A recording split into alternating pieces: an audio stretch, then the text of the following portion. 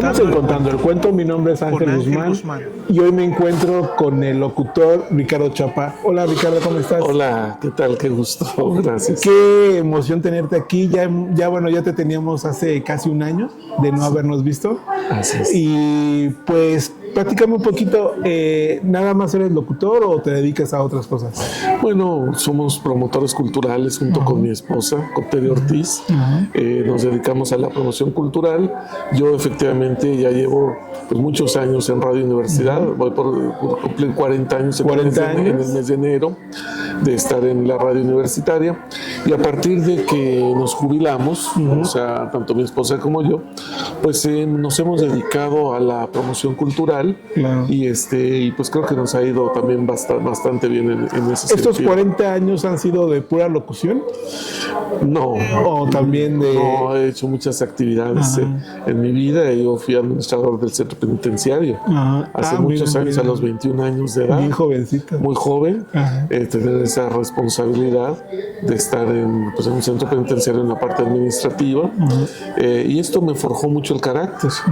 Esto me permitió, después de tener ese, puedo decir, privilegio de haber estado ahí. Ya cualquier trabajo se me hacía muy fácil, muy sencillo. Claro. Y más si tiene que ver con la cuestión cultural, ¿no? Claro. Entonces, maestro, ¿cómo llegas a Radio Universidad?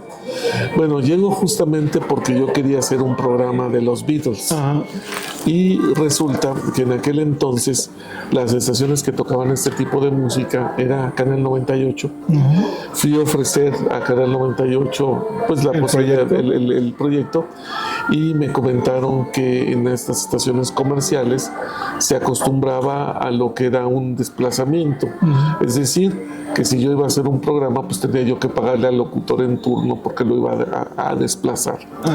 Yo no entendía mucho de estas cuestiones. Dije, bueno, aparte de dar mi trabajo, aparte voy a pagar. Entonces alguien de ahí, Noel Medina, un locutor al que le tengo mucho aprecio, me dijo, ¿por qué no vas a Radio Universidad? Y ahí en Radio Universidad pues no hay cuestiones que tengan que ver con el sindicato de locutores y demás. Nada de eso. Una vez que ya llegué yo a Radio Universidad, pues entonces, en aquel entonces, el licenciado Ezequiel Martínez Ángeles, un destacado periodista queretano, que incluso hay una presea que lleva su nombre. Sí, lo hemos escuchado. Él era el director en ese momento de Radio Universidad, y una vez que escuchó el trabajo que yo hacía, me dijo, tú te quedas aquí en radio. Ya después ya me hice locutor profesional, digamos, certificado, pues unos 2 años después, en 1988, porque yo entré en 1986, y en el 88 ya me hice locutor certificado, y bueno, pues a partir de entonces cursos de capacitación de la RAI, Radio Televisión Italiana, de la Deutsche Welle, La Voz de Alemania, de muchos lugares que nos traían para capacitarnos, y eso pues me permitió una formación ya mucho más seria en el aspecto de la comunicación. Pero déjame preguntarte algo antes de que se nos pase. ¿Esto de la preparación como locutor todavía hay o ya desapareció? Porque yo me acuerdo que también pues tenías que tomar un curso hasta de electrónica y de ondas y de clave Morse, y después te capacitaban y te daban tu título del hacer, ¿no? Sí, bueno, no. En el caso de los locutores hay dos tipos de certificaciones. En la parte técnica, que es la parte que te estás comentando, esa es una parte. Y en la parte, digamos, ya de los locutores, ahí eran 5 exámenes. 1, de cultura general. 2, de Ley Federal de Radio y Televisión. 3, el de pronunciación de palabras extranjeras. 4, manejo de cabina. Y por ahí hay un quinto que no recuerdo, pero va más o menos por ahí. Todo tiene que ver con la preparación. Ahora, si tú no pasabas el primer filtro, que era el de cultura general, no tenías derecho a los demás exámenes. Así van escalonados. Ese es muy importante. Si tú pasabas el de cultura general y te atorabas en algún otro, podías nada más presentar en la parte donde te habías atorado. Y esto era muy interesante porque lo hemos visto. ya la preparación en aquel entonces, pues si era una exigencia, tenías que saber pues de literatura, tenías que saber de música, tenías que y saber... no había internet, tú lo tenías que tener aquí en la mente. Totalmente, no había internet. Nada de no consultarlo en el teléfono. Nada de eso. En la época de nosotros no. Obviamente, pues este era un filtro muy grande. Claro. Yo recuerdo, por ejemplo, cuando nosotros fuimos de 100 personas que presentamos el examen, salimos 20 locutores. Bien poquito. Más o menos y así era el porcentaje. Muchos se iban deteniendo en los exámenes, en los filtros, pero sí, de 100 salíamos 20. Y después, pues muchos de ellos volvían a repetir el examen y así hasta que a veces ya lo lograban. Era una exigencia que me parecía a mí que eso pues también le daba cierta prestancia y calidad a las emisiones. Claro. Después llegó en la época de Fox, donde decidieron retirar para que cualquiera pudiera ejercer y ejercer como locutor. Pero ya un locutor certificado, bueno, pues sabemos pocos ya de los que quedamos como certificados, y de verdad era un filtro muy, muy interesante. Maestro, y bueno, ya entrando un poquito más a tema, ¿por qué el tema de los Beatles te interesó a ti? Bueno, déjame contarte que yo tendría como unos 10 o 11 años, y nosotros y mis papás siempre los fines de semana salíamos a Guanajuato, y me acuerdo que mi papá compró un estéreo que era de los nuevos, porque te acuerdas que antes metía el cassette y cuando se terminaba lo tenías que sacar para meterlo del otro lado, y ese era un cassette, un estéreo autorreversible. Es decir, solito se daba la sí, ya no lo tenías que mover, solito se daba la vuelta. Pero me acuerdo que mi papá ponía la música de los Beatles y yo pues crecí con esa música. Sí. Y la pregunta aquí sería, ¿por qué a ti te interesa los Beatles, por los Beatles? Sí, porque incluso pues no me corresponde en cuanto a la etapa. Yo nazco en 1965 cuando los Beatles ya eran famosísimos. Claro, ya estaban justamente en el pináculo de su carrera, los Beatles. En un viaje que yo hice a la ciudad Juárez, Chihuahua, fue un invierno, hacía muchísimo frío. La casa donde yo me quedaba pues había calefacción, todo estaba muy, muy cómodo. Entonces yo permanecía mucho tiempo más dentro de la casa y solamente había discos de los Beatles y de Libertad Lamarque. Eran solamente discos de los que había. Y entonces a mí me llamó mucho la atención. Escuchaba también los de Libertad Lamarque, claro, pero me llamaba mucho la atención y decía, caray, ¿este es el mismo grupo? Oía yo, por ejemplo, un disco de ellos de la primera etapa y un disco de la última etapa. Decía, ¿es el mismo grupo y suenan tan diferente? ¿Por qué? Algo hay aquí. Además, mira, una cosa que a mí yo no conozco mucho de, tal vez como tú, de los Beatles, pero una cosa curiosa es de que yo tenía 10 años, mis hermanas tenían como 8 y mi papá pues tenían arriba de 20, casi 30 años. Entonces eran 3 generaciones diferentes. Claro. Y a las 3 nos gustaban esas canciones. Y ahora veo que a los jóvenes de hoy en día les siguen gustando esas canciones y a los viejitos, más viejitos que nosotros, les siguen gustando. Sí, claro, digo, pues son los que vivieron la Beatlemanía en pleno. Claro. Ahorita están arriba de 80 años. Claro. O sea, Paul McCartney tiene 82 años. Claro. Entonces, ¿tú cuántos años tenías, maestro, cuando escuchabas estos discos? 13 años. 13 años. Pues mira, 13 años. Más o menos a 10, los 13 años siendo un adolescente.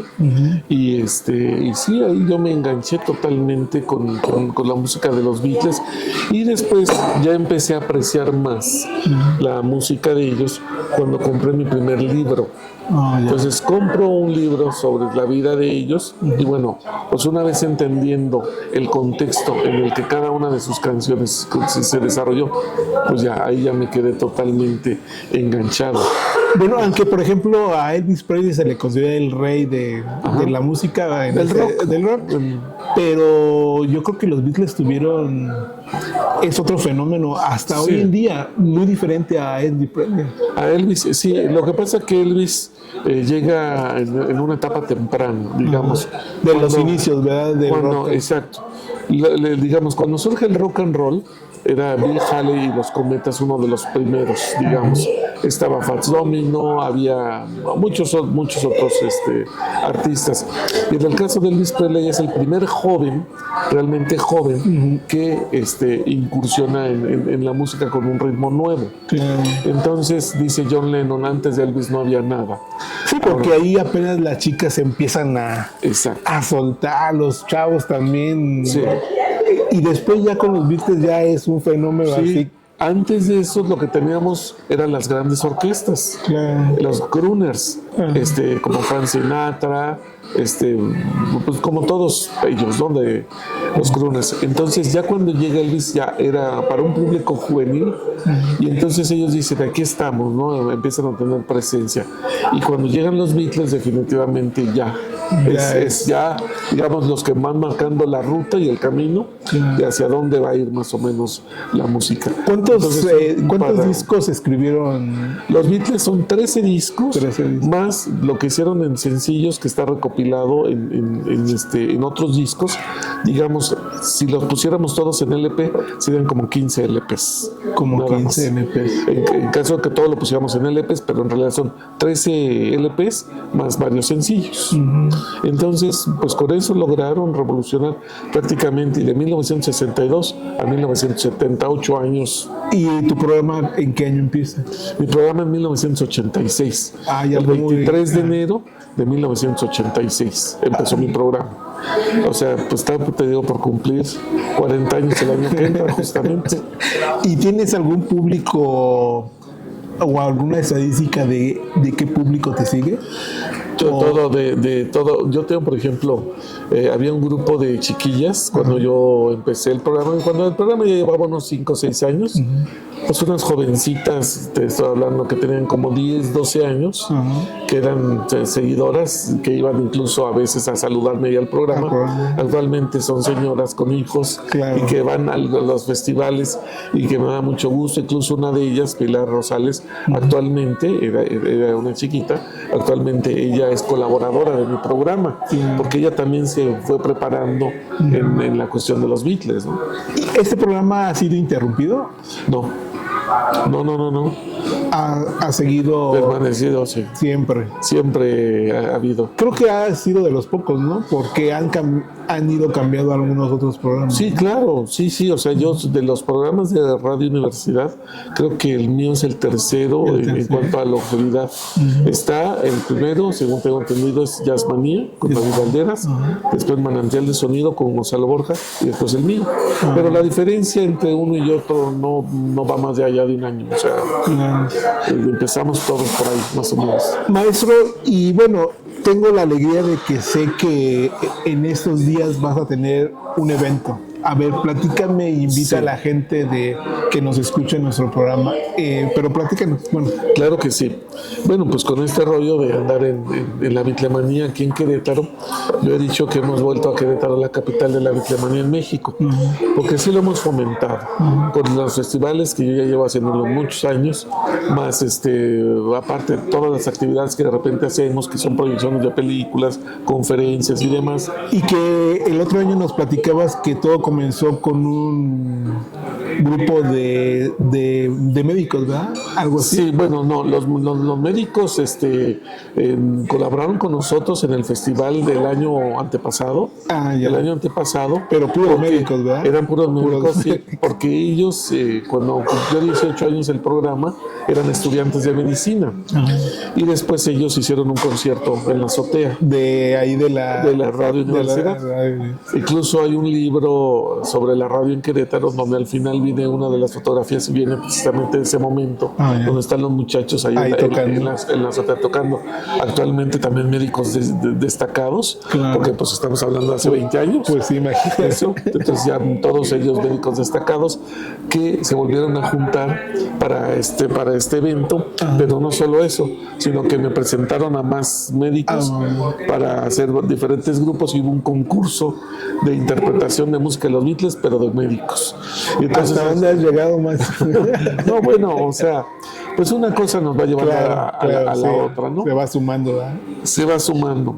Y ahora, por ejemplo, pues con esto de que andamos, pues me pidieron un amigo precisamente del grupo Wix y este amigo de León, pues que le ayudáramos a la gestión para hacer un evento multimedia, es muy interesante, sobre los Beatles, que se llama All Together Now, todos juntos ahora, que incluye, bueno, esto no solamente es la música en vivo, sino también imágenes. Y ahí es un montaje muy interesante porque se toca todo lo que es la música de los Beatles, desde sus inicios, Génesis, hasta una vez que el grupo termina y comienza una etapa de solistas, y también de las principales canciones que los Beatles han hecho como solistas, también vienen en este.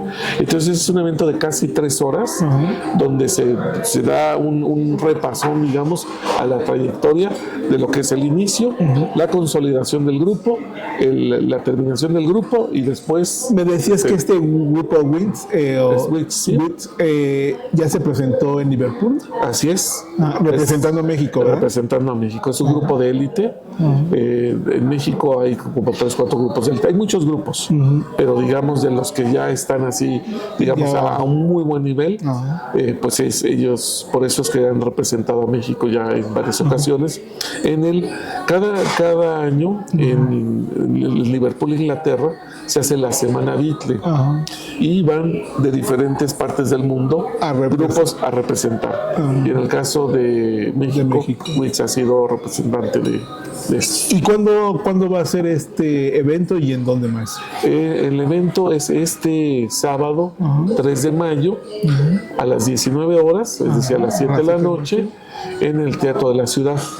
Ahí va a ser el evento y pues están cordialmente invitados. Ahí ya en Arema están ya los boletos a la venta, quedan ya muy poquitos porque bueno, pues ya estamos en esta última semana, donde todo el mundo ya está buscando sus boletos, pero todavía hay algunos. Yo recuerdo casi hace un año que fue lo del evento ¿El verano del amor? El amor, casi se llenó el auditorio. Pues es que ya...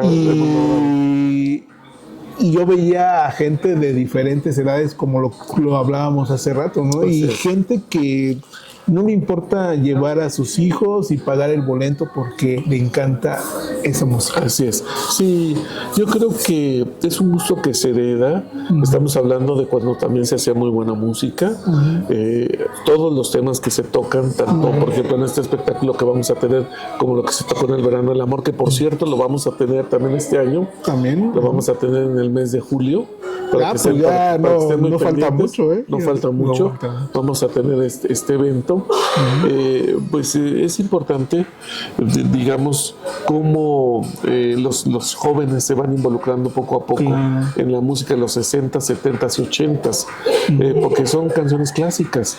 Es que era lo que yo le preguntaba ahora a un maestro de música, le decía, bueno, ¿qué está pasando con la música de ahora?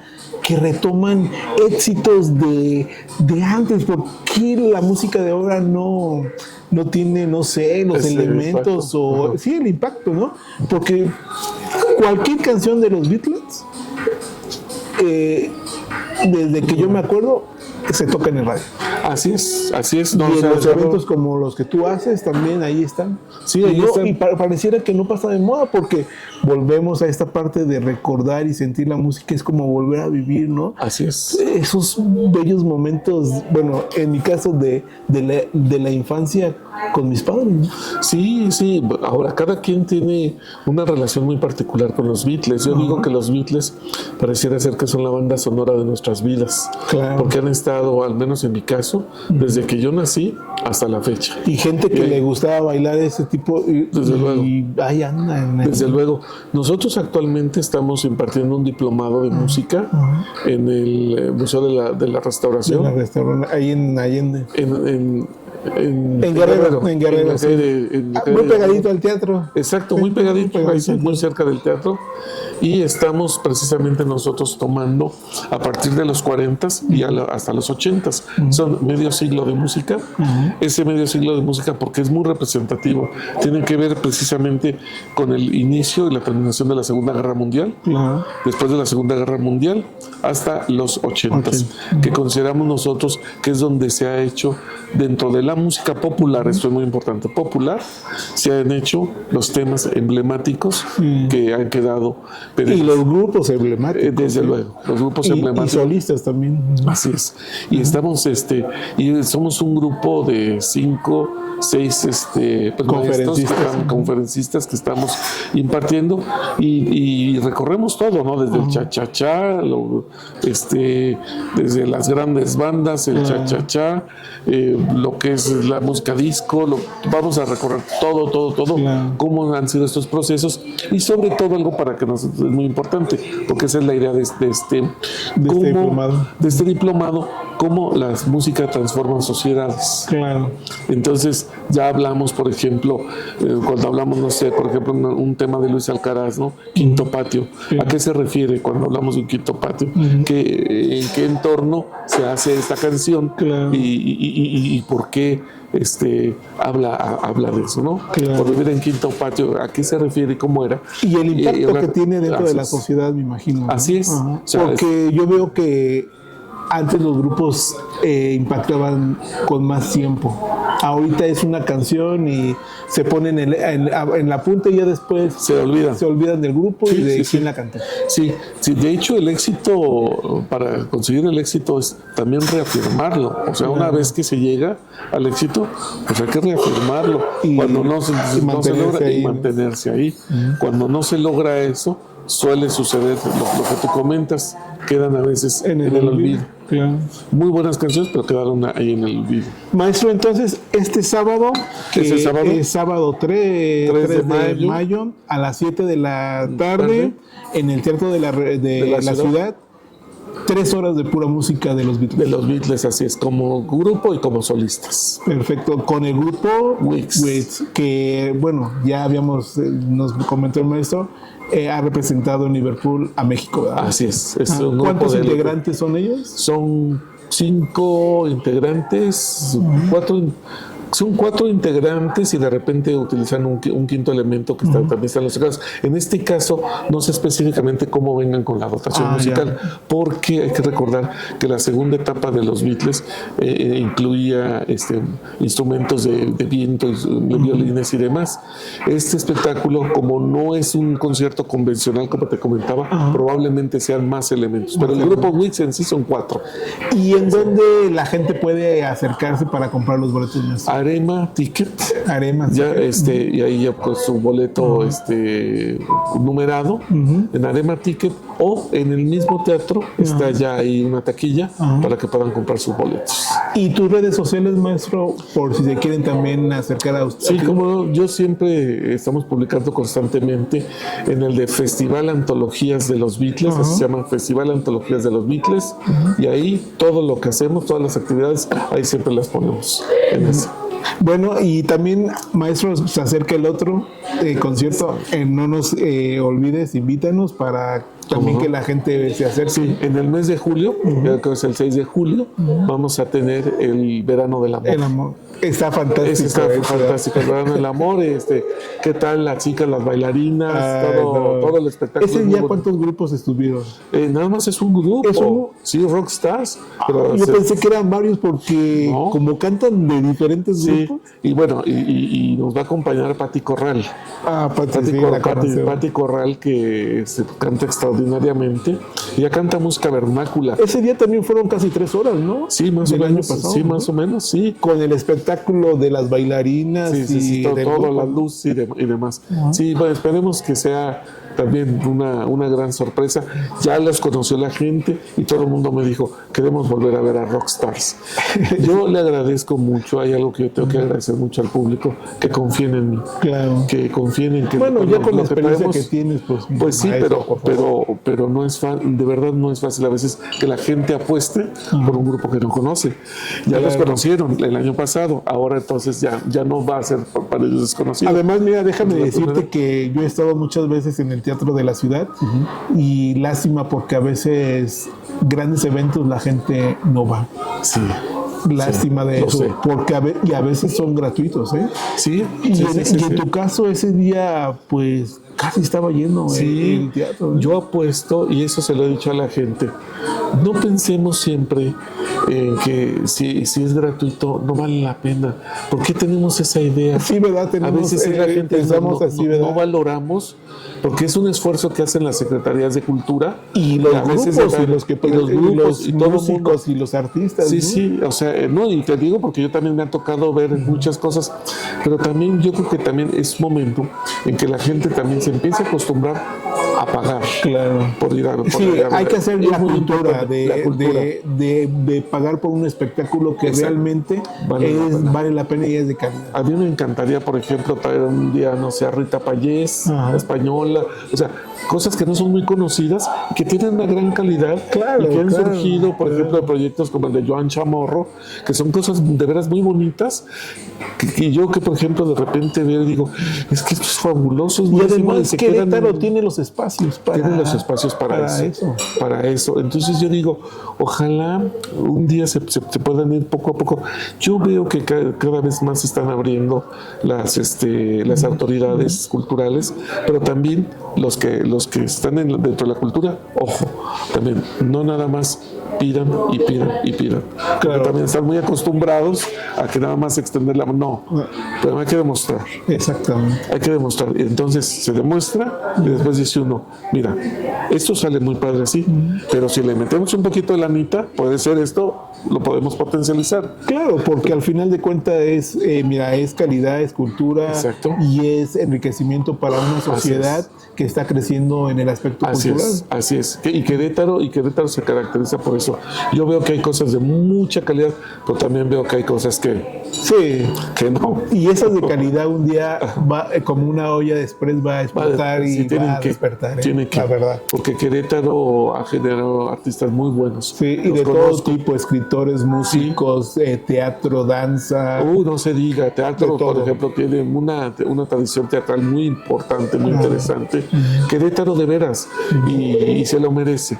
Sí. Entonces están los espacios y poco a poco, pero también veamos dónde le vamos a invertir. Y yo nunca, pues por ejemplo, yo con las autoridades les dije, ahora que entró Felifer y cuando entró, les dije, miren, yo no pido dinero nunca. Lo único que les pido es facilítenos las cosas. Nada más, ¿verdad? Nada más. Facilítenos las cosas para que nosotros podamos hacer los eventos y con eso tenemos. Además, yo me encargo y yo apuesto a que la gente va. Y hasta ahora, gracias a Dios, la gente me ha respondido muy bien. Pues los esperamos próximo sábado 3 de mayo a las 7 de la noche o tarde en el Teatro. No se van a arrepentir porque se la van a pasar muy bien, yo lo sé. Y van a querer de esto más y más, yo sé. Maestro Ricardo, muchas gracias. No, al contrario, placer. Y pues están invitados. Esto es Contando el Cuento.